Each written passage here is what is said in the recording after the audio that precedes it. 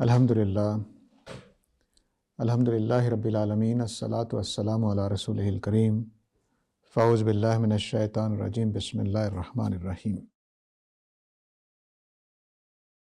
آل عمران کی 164 نمبر آیت سے ہم شروع کر رہے ہیں۔ لقد من اللہ علی المؤمنین اذ بعث فیہم رسولا من انفسہم یتلو علیہم آیاتہ ویزکیہم ویعلمہم الکتاب والحکمہ۔ اللہ نے مومنین پر کرم نوازی کی ہے، احسان کیا ہے، اس طرح سے کہ اس نے ان کے بیچ میں انہی میں سے ایک رسول بھیجا ہے جو اللہ کی آیتیں انہیں پڑھ کے سناتا ہے اور انہیں سدھارتا ہے اور انہیں کتاب اور حکمت کی تعلیم دیتا ہے۔ یہ میں عرض کر رہا تھا کہ بات ہم نے یہ آیت شروع کر دی تھی پچھلے درس میں، لیکن ٹائم ہو گیا تھا تو اس لیے بیچ میں روکنی پڑی تھی۔ احد کے واقعے کے حوالے سے ایک گفتگو چل رہی ہے اللہ تعالیٰ کی طرف سے، کافی طویل گفتگو ہے۔ اس میں بہت ہی نفیس نقطے ہم پر واضح ہوئے کہ اللہ تعالیٰ دنیا کو کس طرح سے چلاتے ہیں اور پیچھے کیا قوانین اور اصول ہوتے ہیں جن کی وجہ سے اللہ تعالیٰ کوئی فیصلہ کرتے ہیں کسی کو چوٹ لگانے کا یا کسی کو جتانے کا، وہ چیزیں چل رہی تھیں۔ اب چونکہ اس میں نبی کریم صلی اللہ علیہ وسلم جو تھے وہ ہدف بنے ہوئے تھے منافقین کی باتوں کا کہ ہماری بات مان لیتے تو یہ نہ ہوتا، نبی کریم صلی اللہ علیہ وسلم اپنی باتیں مانتے، اپنی باتیں منواتے ہیں یا ان پہ زبردستی عمل کرتے ہیں، اس طرح کی ساری چیزیں زیر بحث تھیں۔ تو اب نبی کریم صلی اللہ علیہ وسلم کی جو اہمیت ہے اس کو اللہ تعالیٰ بیان کر رہے ہیں، اور یہ اہمیت بیان کرنے کی وجہ یہ ہے کہ یہ جو احد میں جو کچھ ہوا ہے اور نبی کریم صلی اللہ علیہ وسلم کے آنے سے جو کچھ ہوا ہے اس سے تمہیں کیا فائدہ ہوا ہے۔ تو پہلی بات یہ فرمائی کہ تمہارے اندر تمہارے بیچ میں سے ایک رسول بھیجا، اذ بعث فیہم رسولا من انفسہم، انہی کے اندر سے ان میں ایک رسول مبعوث کیا ہے۔ انہی کے اندر سے کیا فائدہ ہے؟ اس کے دو پہلو ہیں۔ ایک پہلو یہ کہ اللہ تعالیٰ نے انسان ہی کو رسول بنا کر بھیجا، تو اب ہمارے لیے وہ ایک ماڈل بن سکتے ہیں کہ ہم جیسا انہوں نے کیا ہم بھی کر سکتے ہیں۔ ان کے پاس بھی یہی جسم تھا، یہی طاقتیں، یہی صلاحیتیں، تو وہ ہمیں یعنی آسانی ہے ان کے اسوہ کو اپنانے میں۔ دوسرا پہلو اس کا یہ ہے کہ قریش کو کہا جا رہا ہے کہ تمہارے اندر سے رسول بھیجا ہے، یعنی تو اس کا مطلب یہ ہوا کہ اللہ تعالیٰ نے جس قوم میں رسول کو بھیجا ہے ان کے اندر سے انہی کا ایک آدمی جو ان کے لیے اجنبی نہیں ہے، جس کی زبان وہ سمجھتے ہیں، جس کے اشارے کنائے کو وہ سمجھتے ہیں، جس کے تبصروں کو وہ سمجھتے ہیں، جس کے احساسات کو وہ سمجھتے ہیں، تو ایسا رسول جس طرح سے حق بات کو واضح کرے گا وہ بالکل اور طرح سے ہو جائے گی۔ ایک اجنبی قوم کا آدمی جس کا ہنسنا بھی سمجھ نہیں آتا کس بات پہ ہنس رہا ہے، رونا بھی سمجھ نہ آئے کس بات پہ رو رہا ہے، تو وہ ظاہر ہے کہ قابل فہم نہیں رہے گا۔ تو یہ بھی ایک احسان کا پہلو ہے کہ انہی کے اندر سے انہی کا ایک آدمی کو رسول بنا دیا اللہ تعالیٰ نے، اور وہ ہر چیز کو واضح طور پر سمجھ رہے ہیں۔ اب اس بات میں ایک تنبیہ ہے کہ دیکھو تمہارے اندر سے ایک رسول ہے، تم جانتے ہو، ان کا کردار بھی جانتے ہو، ان کی سیرت بھی جانتے ہو۔ کیا نبی کریم صلی اللہ علیہ وسلم کبھی بھی نبوت سے پہلے یا نبوت کے بعد ایسا رہے ہیں کہ وہ اپنے حوصلے آزماتے ہوں، ایک بڑا فیصلہ کرتے ہیں اور اس کو کر گزرتے ہوں اور اس کے نتیجے میں قوم کے لیے مسئلہ بن جائے؟ کوئی جوانی میں ایسا کیا ہو، کوئی نوجوانی میں، کوئی ادھیڑ عمر میں، نبوت سے پہلے، نبوت کے بعد، کوئی ایسی چیز نہیں ہے۔ تو تمہیں یہ بات نہیں کرنی چاہیے۔ تو یہ اس پہلو سے اس میں تو کوئی تین پہلو ٹوٹل ہو گئے۔ ایک یہ کہ انسان تھے نبی کریم صلی اللہ علیہ وسلم، اس لیے ان کے اسوہ کو اپنانا، ان کو باتوں کو سمجھنا مشکل نہیں تھا۔ دوسرا پہلو یہ تھا کہ نبی کریم صلی اللہ علیہ وسلم قریش کے اندر سے تھے، عربوں کے اندر سے تھے، ان کو وہ اچھی طرح جانتے اور سمجھتے تھے۔ اور تیسرا پہلو یہ کہ نبی کریم صلی اللہ علیہ وسلم کبھی بھی ایسے نہیں رہے کہ جس طرح سے تم تانے دے رہے ہو کہ انہوں نے احد میں اپنے حوصلے آزمائے ہیں اور قوم کو برباد کر دیا، ان کو نقصان پہنچا دیا۔ اگلا جملہ ہے کہ یتلو علیہم آیاتہ، یہ دوسرا احسان ہے۔ پہلا احسان یہ کہ اللہ نے انہی کے اندر سے بھیجا ہے، اور دوسرا یہ کہ ان کو اللہ کی آیتیں پڑھ کے سناتا ہے۔ قرآن مجید الحمد سے لے کر والناس تک جو ہمارے پاس ہے وہ نبی کریم صلی اللہ علیہ وسلم نے ہمیں پڑھ کے سنایا اور صحابہ کو، اور ان کے ذریعے سے ہم تک پہنچا ہے۔ تو گویا اللہ تعالیٰ کی باتیں نبی کریم صلی اللہ علیہ وسلم پہنچانے والے ہیں۔ یہ پہلا ایک عمل ہے جو صرف اتنا کام ہے جس میں کہ جو نازل ہوتا تھا وہ آپ پہنچا دیتے تھے، یعنی اس میں کوئی عمل کرنا یا وہ بات کی چیزیں ہیں، لیکن اتنا کام پہلے یہ فریضہ تھا کہ جو کچھ آپ کی طرف نازل ہو وہ آپ پہنچا دیں، تو اس کو یہاں بیان کیا ہے، یتلو علیہم آیاتہ۔ پڑھ کے سنانا جو ہے یہ بہت اہمیت رکھتا ہے، کیونکہ عربی زبان تھوڑی مختلف ہے باقی زبانوں کے مقابلے میں۔ اس میں جو گرامر کی پوزیشن ہے لفظوں کی وہ اعراب سے طے ہوتی ہے کہ کون سا لفظ مفعول بن رہا ہے، کون سا یعنی آبجیکٹ بن رہا ہے، سبجیکٹ بن رہا ہے، وہ اعراب سے طے ہوتی ہے۔ اگر اعراب جو ہیں وہ غلط کر دیے جائیں تو پھر معنی بدل جاتے ہیں۔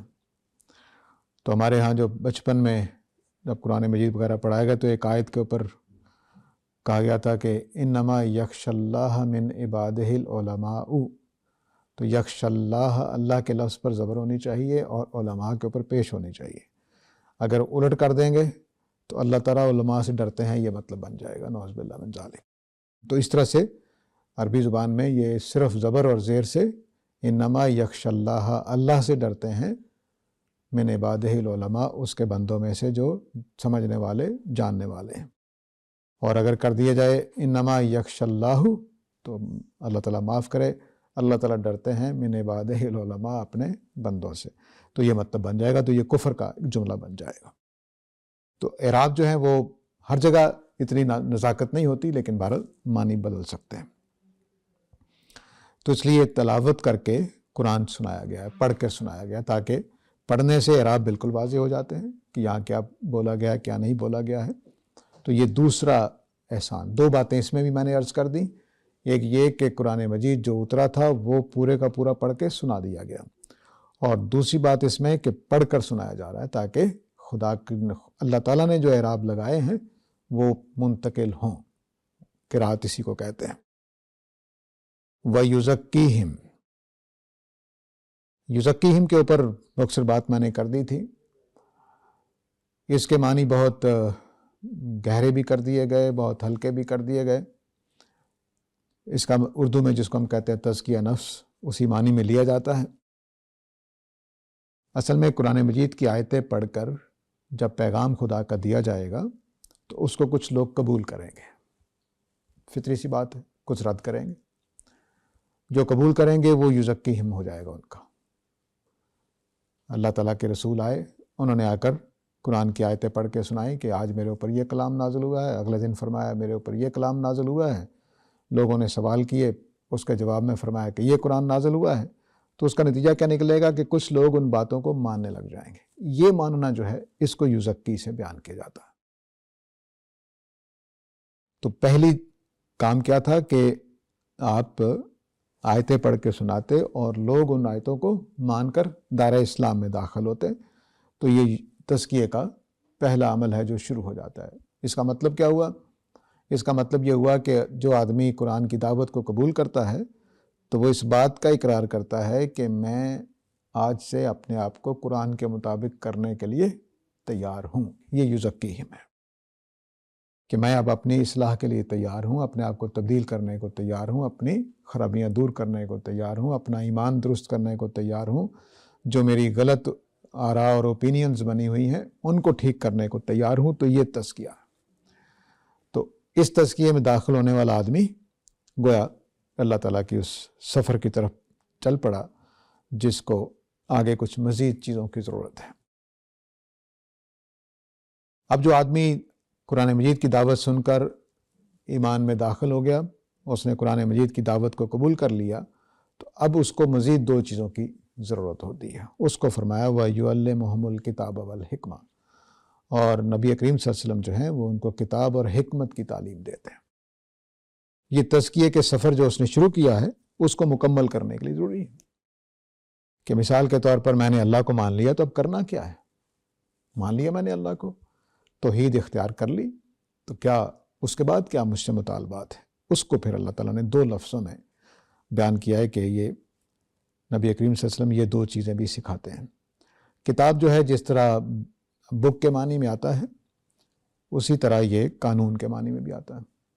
آپ لوگوں کو وہ آیت یاد ہوگی، کتب علیکم الصیام، تم پر روزے فرض کیے گئے، ترجمہ ہم کرتے ہیں یعنی تم پر روزے لکھ دیے گئے ہیں، یعنی روزوں کا قانون بنا دیا گیا ہے، ٹھیک ہے۔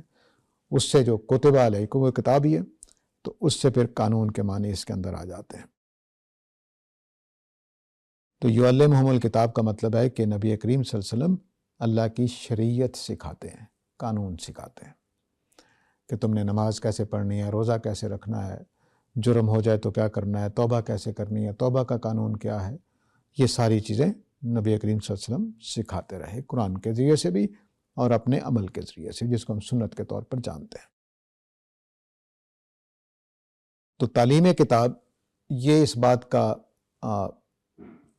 تلاوت آیات سے ڈیفرنٹ کیا ہے اس کو، یعنی تلاوت آیات میں پورا قرآن مجید آ گیا، ٹھیک ہے، تلاوت آیات میں الحمد سے لے کر والناس تک قرآن آ گیا۔ اب یہ یعلم الکتاب کیا ہے؟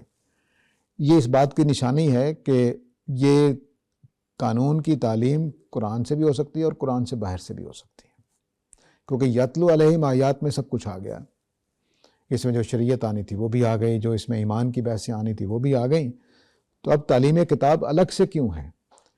اس لیے الگ سے ہے کہ اس میں جو ملت ابراہیمی کی آپ کو پیروی کا حکم دیا گیا وہ چیزیں بھی شامل ہیں، تو اور جو آپ کی اپنی سنت ہے، جو نئی چیزیں آپ نے سکھائیں امت کو، وہ بھی اس میں شامل ہیں۔ تو یعلمہم الکتاب میں قرآن مجید سے ہٹ کر بھی کوئی چیز آ سکتی ہے، تو اس لیے یہ لازم نہیں ہے کہ شریعت اور دوسری تفصیلات کو ہم صرف قرآن تک محدود کریں۔ یہ آیت خود یہ بتا رہی ہے کہ یہ کام قرآن سے باہر بھی ہو سکتا ہے۔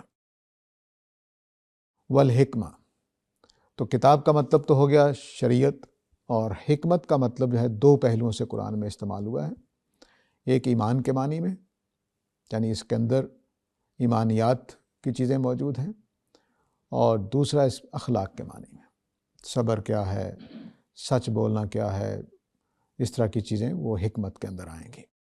عدل، سچ، یہ بھی حکمت ہے، اور اللہ ایک ہے، یہ بھی حکمت ہے، اللہ نے دنیا بنائی ہے، یہ بھی حکمت ہے، ایک دن یہ دنیا ختم ہو جائے گی، یہ بھی حکمت ہے، اور پھر اللہ تعالیٰ حساب کتاب کے لیے اٹھائیں گے، یہ ان حکمتوں میں شامل ہے جو اللہ تعالیٰ نے ہمیں سکھائی ہیں۔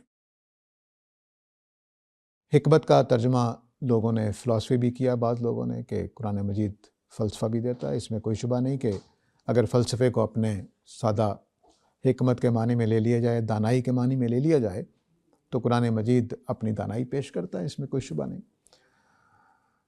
تو اب قرآن مجید کی اپنی ایک فلسفی ہے، اپنی ایک دانائی ہے، اپنی ایک حکمت ہے جو اس میں بیان کی گئی ہے۔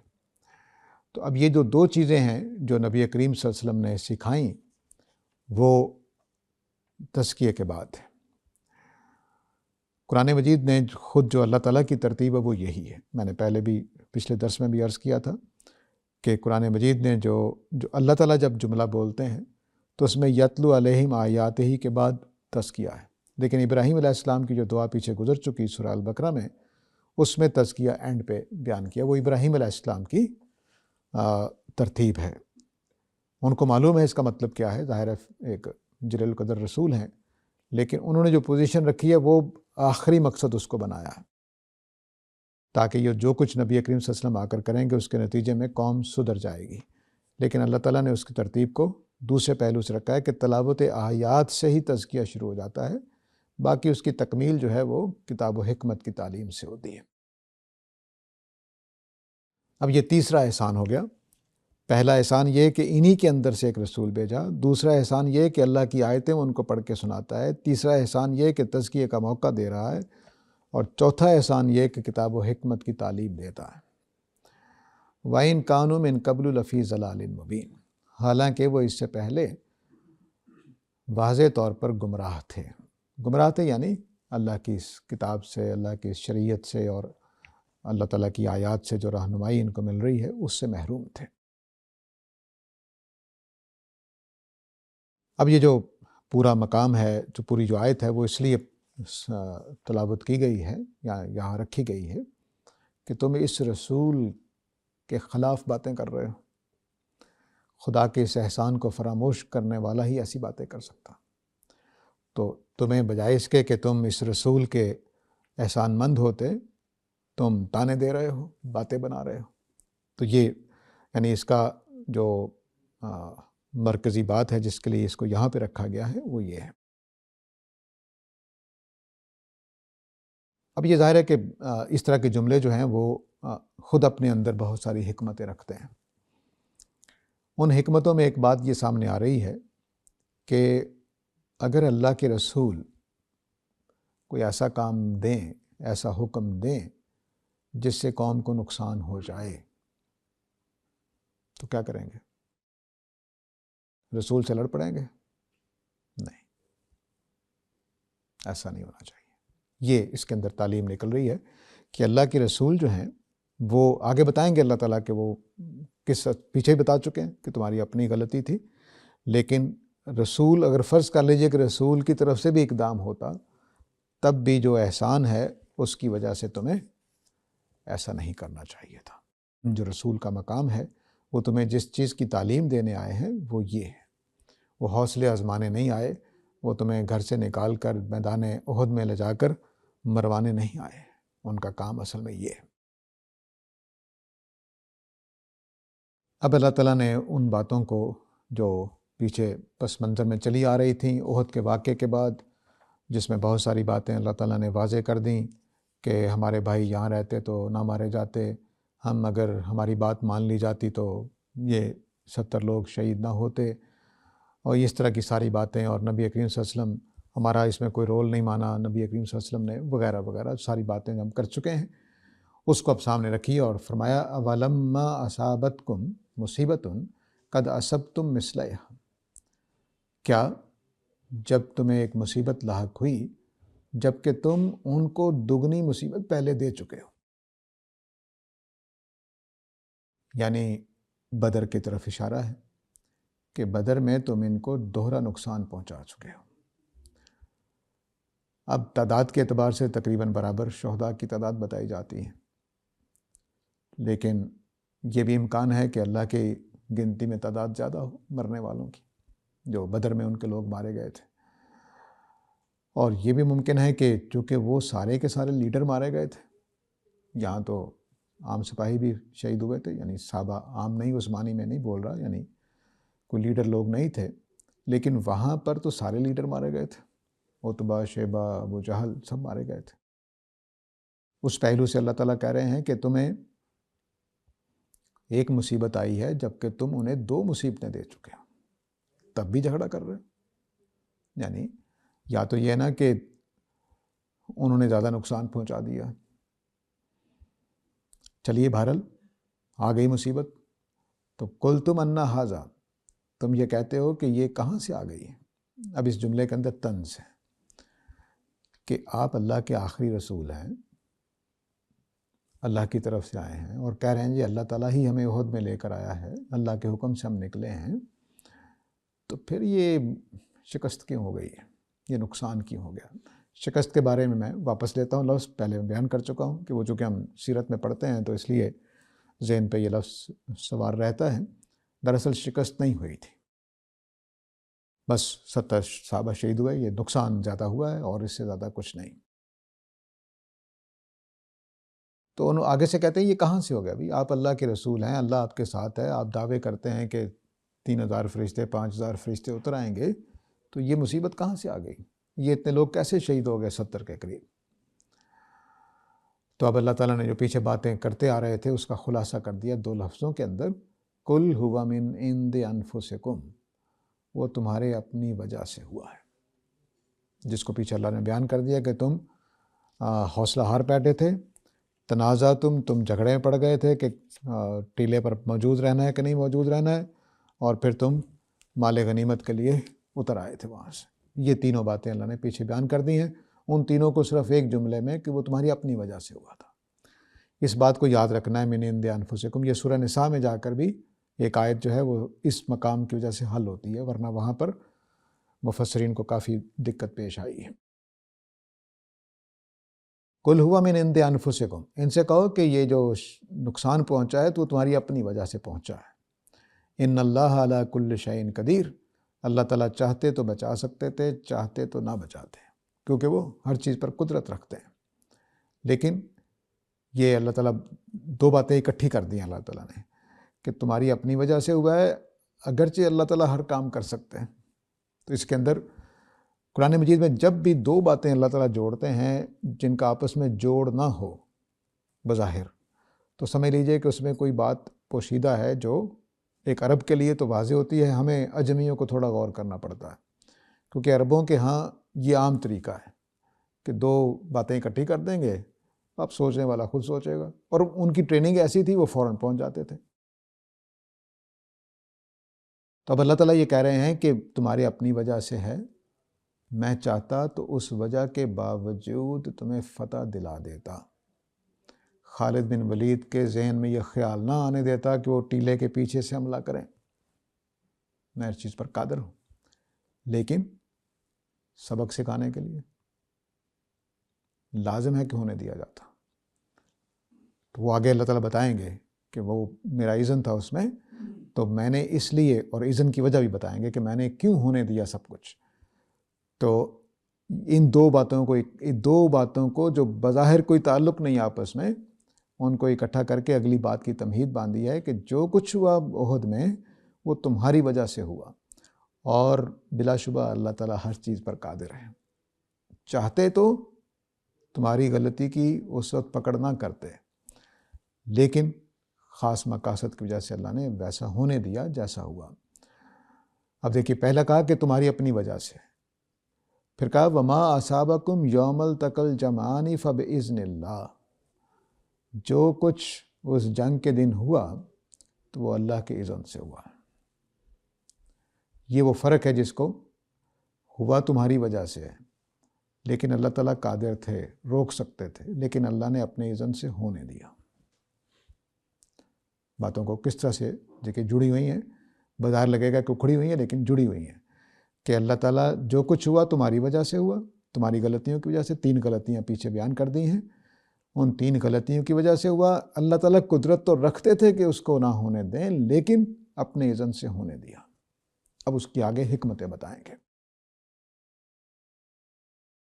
تو سورہ نساء میں جا کر یہی ہے کہ جو کچھ ہوگا تمہاری وجہ سے ہوا، جو برائی آتی ہے تمہاری وجہ سے، لیکن ساتھ ہی اللہ نے کہا جو اچھی چیز آئے گی وہ اللہ کی وجہ سے آئے گی، جو بری چیز آتی ہے وہ تمہاری وجہ سے آتی ہے، اور ساتھ ہی کہا کل من عند اللہ، ہر چیز اللہ کی طرف سے۔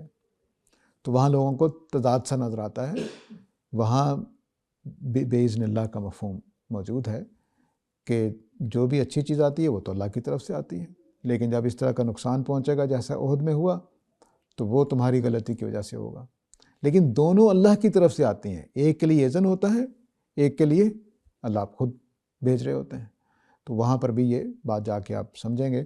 تو اذن جو ہے وہ، اس کو ہم اردو میں والے جو ہیں وہ مہلت کا لفظ بیان کرتے ہیں کہ اللہ تعالیٰ مہلت دے دیتا ہے کسی کام کو ہونے کی، تو اس لیے وہ برا کام بھی ہو جاتا ہے۔ اسی سے آپ یہ چیز بھی سمجھ سکتے ہیں کہ شر کا خالق اللہ ہے کہ کون ہے۔ شر لوگوں کے اپنے اقدامات کی وجہ سے ہوتا ہے، لیکن اللہ کا اذن اس کے ساتھ ہوتا ہے، وہ ہونے دیتا ہے اس کو۔ اور ایک اور بات یاد رکھیے اس میں کہ شر صرف اور صرف اعمال ہیں۔ شر 2 قسم کا ہے، دونوں کو سمجھ لیجئے۔ ایک شر وہ ہے جس کو ہم گناہ یا برائی کہتے ہیں، اور ایک شر وہ ہے جس کو ہم مصیبت یا سفرنگ کہتے ہیں۔ جو سفرنگ ہے وہ شر نہیں ہے، بظاہر شر ہے لیکن شر نہیں ہے۔ جتنی مصیبتیں ہیں، میں پہلے بھی کئی دفعہ عرض کر چکا ہوں کہ جتنی مصیبتیں ہیں، جتنی مشکلیں ہیں، ان کے اندر خیر ہوتا ہے، ان کے اندر خیر ہوتا ہے، اور وہ خیر جو ہے وہ اتنا زیادہ ہے کہ میں کبھی کبھی سوچتا ہوں کہ اس شر کو خیر ہی کہنا چاہیے، اتنا زیادہ اس کے اندر۔ ہر تکلیف ہمیں تکلیف تو دیتی ہے، لیکن وہ ہمارے لیے بہت بے شمار بڑے بڑے راستے کھول دیتی ہے، ہمارے لیے بہت کام کی چیزیں ہوتی ہیں وہ۔ تو میں مثال دیا کرتا ہوں کہ صرف بیماریوں کا ہونا ہمارے لیے کتنے علوم کے راستے کھول گیا ہوا ہے، کتنے پیشے وجود میں آ گئے ہیں، کتنے پروفیشنز جو بن گئے، کتنے فیلڈ بن گئے، بایولوجی، فزیالوجی، پتہ نہیں کیا کیا۔ وہ ہسپتالوں میں چلے جائیں تو آپ کو اتنے ڈپارٹمنٹ ملیں گے کہ آپ پریشان ہو جائیں گے۔ تو وہ کیوں؟ صرف بیماریوں کی وجہ سے۔ اور اس میں علوم کے بڑی بڑی لائبریریاں بن چکی ہیں صرف بیماریوں کی وجہ سے۔ اگر بیماریاں نہ ہوتی تو ہم بایولوجی کبھی کھولتے ہی نہ، مضمون ہی نہ ہوتا ہمارے ہاں۔ تو اس لیے جتنی بھی مصائب ہیں وہ دراصل خیر ہے، اس کو اللہ تعالیٰ بناتا ہے، تو اس میں اللہ تعالیٰ پہ کوئی تہمت نہیں آتی۔ البتہ جو گناہ والا شر ہے، برائی جس کو ہم کہتے ہیں، اس کا خالق کوئی بھی نہیں ہے، وہ وجود ہی نہیں رکھتا، وہ صرف ایک عمل ہوتا ہے، وہ وجود ہی نہیں رکھتا، وہ صرف ایک عمل ہوتا ہے۔ مثلا میں نے جھوٹ بولا ہے، بس بول دیا، اس کا کوئی وجود نہیں ہے۔ اللہ معاف کرے، شراب پی لی ہے، شراب کا وجود تو ہے لیکن پینے کا ایک عمل ہے، میں نے کر دیا۔ زنا کر دیا ہے، ایک عمل ہے، اس سے زیادہ کچھ نہیں، وجود میں کچھ نہیں آتا۔ جو چیز وجود میں آتی ہے وہ برائی نہیں ہے، جو چیز وجود رکھتی ہے وہ برائی نہیں ہے۔ تو اس وجہ سے جو بھی دنیا میں شر بمعنی برائی پایا جاتا ہے وہ دراصل باذن اللہ ہی ہے، کچھ واقعہ ہی ہوتا ہے۔ تو صحابہ وہ ٹیلے سے اترے تو وہ صحابہ کی ایک عمل تھا، اس کے نتیجے میں جو شہادتیں ہوئیں وہ تو ہوئی ہیں، وہ تو مصیبت ہے، وہ آ گئی ہے، لیکن کیا احد کے میدان میں کوئی نافرمانی پڑی ہوئی ہے؟ کوئی چیز وجود میں نہیں آئی، صرف ایک عمل تھا، اسے ہو گیا۔ تو اس لیے شر بمعنی برائی، شر بمعنی گناہ صرف ہمارا عمل ہے جو وجود میں آتا ہے، اس کی اپنی کوئی حقیقت نہیں ہوتی۔ ایسا نہیں کہ میں جھوٹ بولوں تو جھوٹ یہاں پڑا رہے گا، لیکن جھوٹ بولنے سے جو آپ کو نقصان ہوگا وہ مصیبت ہے، وہ دنیا میں موجود ہے۔ تو فرمایا کہ میں نے کنٹرول تو پورا تھا میرا، قادر بھی پورا ہوں، میں چاہتا تو اس دن کچھ بھی نہ ہوتا، خالد بن ولید کو خیال بھی نہ آتا، اگر آتا بھی تو میں کوئی بزدلی پیدا کر کے ان کو واپس بھیج دیتا، لیکن میں نے اس کام کو ہونے دیا۔ تو اب وہ فرمایا وَلِيَعْلَمَ الْمُؤْمِنِينَ، اس لیے ہونے دیا تاکہ میں اپنے وہ مقاصد حاصل کروں اور مومنین کو بھی پرکھ لوں کہ مومن کون ہیں، وَلِيَعْلَمَ الَّذِينَ نَافَقُوا، اور ان کو بھی پرکھ کر الگ کر لوں جو منافقت کرنے والے ہیں۔ تو اب احد نے کیا کام کیا؟ احد کے 70 لوگوں کی شہادت نے جو کام کیا وہ یزکیہم کا کام تھا۔ اب جو آپ دوسرا پہلو ہے اس آیت کا، جو آیت نمبر 164 ہے، اس کا دوسرا پہلو یہ ہے کہ رسول آیا کس لیے ہے؟ تزکیے کے لیے۔ تو تزکیے میں کیا ہوگا؟ کافر الگ ہوں گے، مومن الگ ہوں گے، یہ ہو نہیں سکتا۔ جنتی الگ ہوں گے، دوزخی الگ ہوں گے۔ اور سورہ شمس میں آپ جانتے ہیں کہ قد افلح من زکاہا، جس نے اپنے آپ کو درست کر لیا وہی جنت میں جائے گا۔ تو وہ عمل یہاں ہو رہا تھا۔ تو نبی کریم صلی اللہ علیہ وسلم کی زندگی میں جو تزکیہ ہے وہ 2 پہلوؤں سے ہو رہا تھا۔ ایک اس پہلو سے کہ جس کو میں نے پہلے بیان کیا کہ قرآن مجید کی آیتیں آئیں، ہدایت ہمارے سامنے آئی تو ہم نے اس کو قبول کر کے اپنے آپ کو درست کرنا شروع کر دیا۔ دوسرا تزکیہ یہ ہو رہا تھا کہ صحابہ کی صفوں میں سے منافقین کو الگ کیا جا رہا تھا۔ یہ دوسرا تزکیہ ہے جو یہاں ہو رہا تھا۔ تو فرمایا وَلِيَعْلَمَ الْمُؤْمِنِينَ، تاکہ اللہ تعالیٰ جان لے کہ مومن کون ہے۔ جان لے کا پرکھنے کے مفہوم میں ہوتا ہے یہاں پر، وَلِيَعْلَمَ الَّذِينَ نَافَقُوا، اور منافقین منافقت کرنے والوں کو الگ کر لیں۔ تو یہ احد کے میدان میں جو اللہ تعالیٰ نے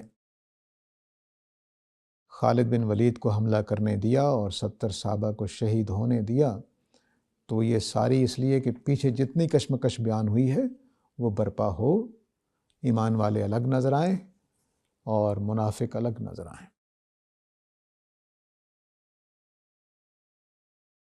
اب اللہ تعالیٰ نے جب یہ حکمت بتا دی ہے تو بہت سارے لوگوں کو جواب مل گیا ہوگا، خاص طور سے وہ لوگ جو تھے تو سچے مسلمان، لیکن بعض اوقات ہوتا ہے نا دوسروں کی باتوں میں آ جاتے ہیں، تو وہ ایسے لوگ جو ہیں ان کے پھر بات واضح ہو جاتی ہے۔ اب ان کی جو منافقت ہے اس کو اللہ تعالیٰ نے کھول دیا تاکہ جو گروہ ہے جو منافقوں کا، اس کی کچھ نشانیاں بتا دی ہیں تاکہ صحابہ کو ان کے بارے میں کان کھل جائیں، اور وہ جو کمزور مسلمان ہیں جو ان کی باتوں میں آ سکتے ہیں وہ بھی ذرا آگاہ ہو جائیں کہ اللہ تعالیٰ کن کی بات کر رہے ہیں، کن کی باتوں میں نہیں آنا۔ اب وہ ماضی کا حوالہ دے رہے ہیں جنگ شروع ہونے سے پہلے، فرمایا وَقِيلَ لَهُمْ تَعَالَوْا، تو جب ان سے کہا گیا تھا کہ آؤ جنگ کے لیے، قاتلوا فی سبیل اللہ، اللہ کے راستے میں جنگ کرتے ہیں، او ادفعوا، یا چلو جنگ کرنے نہیں نکلتے، دفاع ہی کر لیتے ہیں مدینہ کا، ٹھیک ہے۔ قالوا، تو انہوں نے کہا تھا لو نعلم قتالا لاتبعناکم، اگر ہمیں پتہ ہوتا نا کہ جنگ ہونی ہے تو ہم تو ضرور تمہارے ساتھ جاتے ہیں، ہم اس لیے ساتھ نہیں جا رہے کہ جنگ تو ہونی نہیں، ٹھیک ہے۔ یہ جملہ جنہوں نے کہا ہوگا صحابہ کو معلوم ہوگا، تو اب ان لوگوں کو بالکل نمایاں کر دیا کہ یہ تمہاری صفوں میں وہ لوگ ہیں جو منافقت رکھتے ہیں اور تمہاری صفوں میں اب شرارتیں کر رہے ہیں۔ تم جو 70 صحابہ شہید ہو گئے ہیں اس کو اتنا بڑا فتنہ بنا دیا ہے، ایسا لگتا ہے نا پیچھے اب 4-5 2.5-3 مہینے ہو گئے ہیں، اب احد کا واقعہ ختم نہیں ہو رہا، تو لگتا ہے مدینہ میں ایک سنسنی سی پھیلی ہوگی کہ ہو کیا ہے، ہر طرف باتیں ہو رہی ہیں، ہر طرف نبی کریم صلی اللہ علیہ وسلم کو ہدف بنایا جا رہا تھا، تو اس لیے سخت جواب دینا ضروری تھا۔ تو نمایاں کر دیا لوگوں کو کہ وہ ذرا ان کو پتہ چل جائے کہ کن کی باتیں نہیں سننی ہیں۔ تو وَقِيلَ لَهُمْ تَعَالَوْا قَاتِلُوا فِي سَبِيلِ اللَّهِ، یہ اصل میں مکالمہ بتا کر آدمی سامنے آ جائے گا، جیسے ہمارے سیاستدان بھی ایک جملہ کوٹ کر دیتے ہیں، وہ جس نے یہ کہا تھا تو کہہ کر ہم آدمی کو نام لیے بغیر نمایاں کر دیتے ہیں۔ تو جملہ جو نقل کیا گیا وہ یہ کہ ان کو کہا گیا تھا کہ آؤ بھئی جنگ کرتے ہیں اللہ کے راستے میں، چلو جنگ نہیں کرنی تو کم از کم مدینہ کا دفاع کر لیتے ہیں۔ تو انہوں نے کہا تھا کہ اگر ہمیں پتہ ہوتا کہ جنگ ہونی ہے تو ہم ضرور تمہارے ساتھ آتے ہیں، لیکن ہم اس لیے ساتھ نہیں جا رہے کہ جنگ ہونے کا امکان نہیں ہے۔ اللہ نے تبصرہ فرمایا کہ ہم للکفر یومئذ اکبر منہم للایمان، اس دن وہ ایمان کے مقابلے میں کفر کے زیادہ قریب تھے۔ کیوں؟ یقولون بافواہہم ما لیس فی قلوبہم، وہ زبان سے وہ بات ادا کر رہے تھے جو ان کے دلوں میں نہیں تھی۔ واللہ عالم بما یکتمون، اور اللہ جو ان کی بات، دل کی بات جس کو وہ چھپا رہے ہیں اس کو اچھی طرح جانتے ہیں۔ اب یہ وہ جملہ ہے جو انہوں نے جنگ سے پہلے کہا تھا۔ جنگ میں گئے نہیں، کچھ گئے تھے واپس آ گئے تھے، لیکن اکثر ان میں سے جنگ میں نہیں گئے۔ اب جب 70 صحابہ کے شہید ہونے کے بعد وہ باتوں پہ باتیں بنائے جا رہے ہیں، اللہ تعالیٰ نے ان کا ایک جملہ کوٹ کر کے بتا دیا کہ یہ منافقین ہیں، ان کی باتوں میں نہ آئیں۔ دوسرا جملہ بھی اللہ تعالیٰ نے جو جنگ کے بعد کا ہے، تو پوری آپ سمجھ لیجیے کہ تصویر کھینچتی ہے۔ الذین قالوا لاخوانہم وقعدوا لو اطاعونا ما قتلوا، کہ یہی وہ لوگ ہیں جنہوں نے اپنے بھائیوں سے کہہ رہے ہیں اور خود بیٹھے رہے تھے کہ اگر تم ہماری بات مان لیتے، ہماری طرح نہ جاتے تو تم مارے نہ جاتے، ٹھیک ہے۔ وہ لوگ مارے نہ جاتے، اگر ہماری بات مان لیتے تو وہ مارے نہ جاتے۔ اب یہ جملہ وہ ہے جو پیچھے اللہ تعالیٰ کوٹ کر چکے ہیں کہ ہماری بات مان لیتے تو کچھ نہ ہوتا۔ تو فرمایا کہ کل، ان سے کہہ دو فَادْرَؤُوا عَنْ أَنفُسِكُمُ الْمَوْتَ إِن كُنتُمْ صَادِقِينَ، اگر تم اتنے ہی موت پہ قابو رکھتے ہو کہ ہماری بات مان لیتے تو موت نہ آتی، تو ذرا اپنی موت کو روک کر دکھا دو۔ بہت خوبصورت جواب ہے، پوری بات ختم کر دی اللہ تعالیٰ نے کہ یہ جو یعنی یہ ایک مضمون ختم ہوا ہے، بات باقی احد کا واقعہ بھی چل رہا ہے، تو گویا یہ بات پوری طرح سے اللہ نے واضح کر دی کہ میں نے جو احد کا واقعہ ہے اس تمہاری اپنی غلطی کی وجہ سے ہوا ہے، اس میں جو کچھ ہوا، کچھ لوگ وہاں سے ٹیلے سے اتر گئے، جھگڑا کیا اور مال غنیمت کے لیے اتر پڑے، اور اس کے نتیجے میں جنگ شکست ہوئی، جنگ میں نقصان پہنچا، اور وہ نقصان میں نے قدرت کے باوجود ہونے دیا ہے۔ اس کی پھر حکمت بتائی ہے کہ تم لوگوں میں سے منافق بالکل نمایاں ہو کر سامنے آ گئے ہیں، اور منافقین کے 2 جملے بھی اللہ تعالیٰ نے کوٹ کر دیے تاکہ مسلمانوں کو پتہ چلے کہ کون لوگ فتنہ پیدا کر رہے ہیں، خدا کی نظر میں کون منافق ہیں۔ وقت ہو گیا ہے، یہاں روک لیتے ہیں، باقی انشاءاللہ اللہ نے خیر کیا تو اگلے درس میں دیکھیں گے۔